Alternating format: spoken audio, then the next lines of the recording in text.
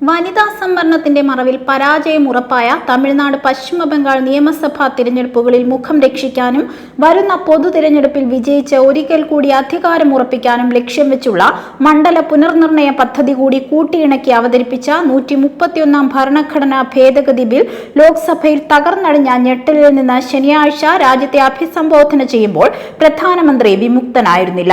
ബില്ലിന്റെ പരാജയം ഉറപ്പുവരുത്തിയ പ്രതിപക്ഷ പാർട്ടികളോടുള്ള രോഷം കൊണ്ട് സ്ഥലകാലബോധം നഷ്ടപ്പെട്ട നരേന്ദ്രമോദി പ്രധാനമന്ത്രി പദത്തിലിരിക്കുന്ന ഒരാൾ രാഷ്ട്രത്തെ അഭിസംബോധന ചെയ്യുന്നതിന്റെ ഉദ്ദേശ്യ ലക്ഷ്യം എന്തെന്ന് വിസ്മരിച്ച ഒരു തിരഞ്ഞെടുപ്പ് റാലിയെ അഭിസംബോധന ചെയ്യുന്ന പ്രതീതിയാണ് ഉളവാക്കിയത്. എല്ലാ സ്വേച്ഛാധിപതികളും അങ്ങനെയാണ്. തങ്ങൾ ആഗ്രഹിക്കും വിധം വിഭാവനം ചെയ്യും വിധം കാര്യങ്ങൾ നടന്നില്ലെങ്കിൽ അവർ പ്രകോപിതരാകും. തങ്ങളുടെ ഇംഗിതങ്ങൾക്ക് വഴങ്ങാത്തവർക്കെതിരെ അവർ രോഷാകുലരാവും. രോഷം കൊണ്ട് കഴിഞ്ഞ ദിവസം മോഡിക്ക് സംഭവിച്ചതുപോലെ അവർക്ക് കണ്ണു കാണാതാവുകയും സ്ഥലകാലബോധം നഷ്ടമാവുകയും സ്വാഭാവികമാണ്. താൻ രാജ്യത്തിന്റെ പ്രധാനമന്ത്രിയാണെന്നും അത് നൽകുന്ന പ്രത്യേക അവകാശ അധികാരങ്ങൾ ഉപയോഗിച്ച് പൊതു ഉടമസ്ഥതയിലുള്ള മാധ്യമം വഴിയാണ് മാതൃകാ തിരഞ്ഞെടുപ്പ് പെരുമാറ്റച്ചട്ടം നിലനിൽക്കെ രാഷ്ട്രത്തെ അഭിസംബോധന ചെയ്യുന്നതെന്നും മോഡി വിസ്മരിച്ചുപോയി.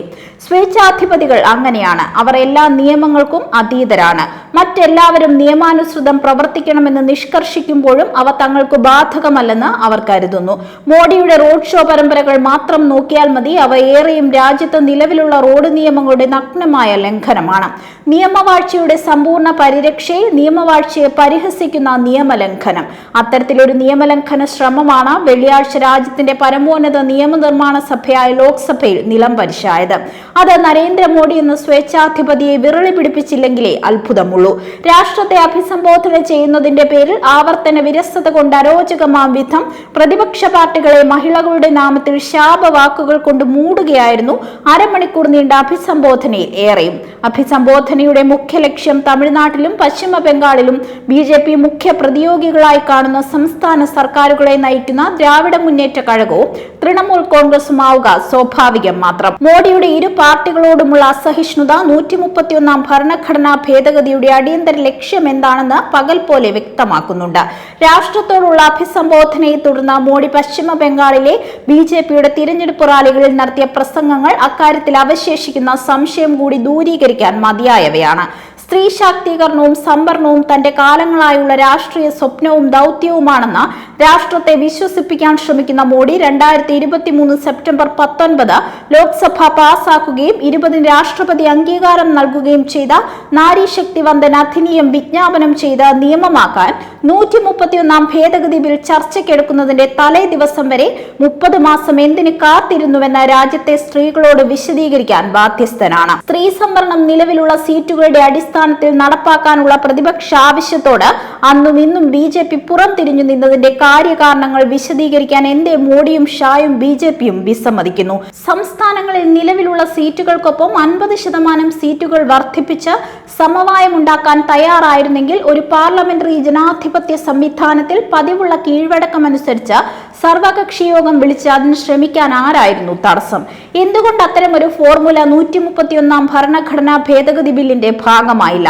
അത്തരമൊരു സമവായ ശ്രമത്തിൽ ആത്മാർത്ഥതയുണ്ടെങ്കിൽ ബില്ലിന്റെ ചർച്ചകൾക്ക് ആഭ്യന്തരമന്ത്രി അമിത്ഷായുടെ മറുപടിയിൽ അടിവരയിട്ട ഒരു വ്യക്തി ഒരു വോട്ട് ഒരേ മൂല്യം എന്ന വ്യാഖ്യാനത്തിന്റെ അർത്ഥമെന്ത്?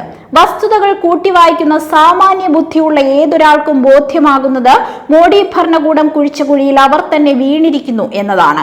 മുഖ്യ പ്രതിപക്ഷ പാർട്ടിയെ പരാതിജീവി എന്ന് അധിക്ഷേപിച്ച പ്രധാനമന്ത്രി മോഡി താൻ ആ സ്ഥാനത്ത് തുടരുന്നത് അഴിമതിയും അവസരവാദവും കൈമുതലാക്കിയ നിതീഷ് കുമാറിന്റെ ജനതാദളിന്റെയും ചന്ദ്രബാബു നായിഡുവിന്റെ തെലുങ്കുദേശം പാർട്ടിയുടെയും പിന്തുണയോടെയാണെന്നത് സൗകര്യപൂർവ്വം വിസ്മരിക്കുന്നു.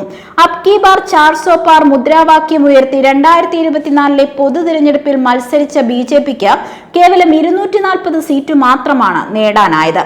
17ാമത് ലോക്സഭയിൽ 303 സീറ്റുകൾ ഉണ്ടായിരുന്ന BJPക്ക് 18ാമത് സഭയിൽ നഷ്ടമായത് 66 സീറ്റുകൾ. അത് നൽകുന്ന സൂചന മറ്റാരേക്കാളും നന്നായി മനസ്സിലാക്കുന്നത് മോഡിയും ഷായുമാണ്.